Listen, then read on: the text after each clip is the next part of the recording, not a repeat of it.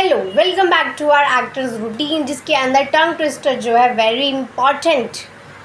ये मैं कितना करती हूँ ये तो अभी आपको पता चल जाएगा। This is background song.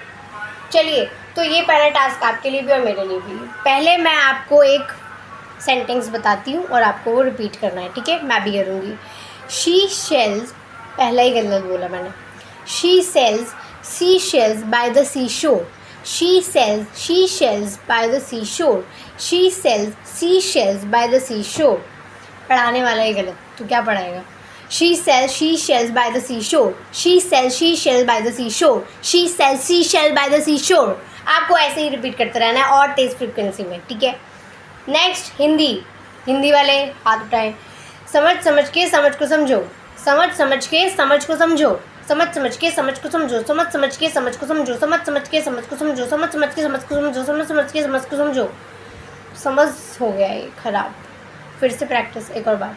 समझ समझ के समझ को समझो। समझ समझ के समझ को समझो। समझ समझ के समझ को समझो। समझ समझ के समझ को समझो। समझ समझ के समझ को समझो। समझ समझ के समझ को समझो। समझो कि इसकी प्रैक्टिस बहुत ज़रूरी है, करनी पड़ेगी मुझे भी और आपको भी।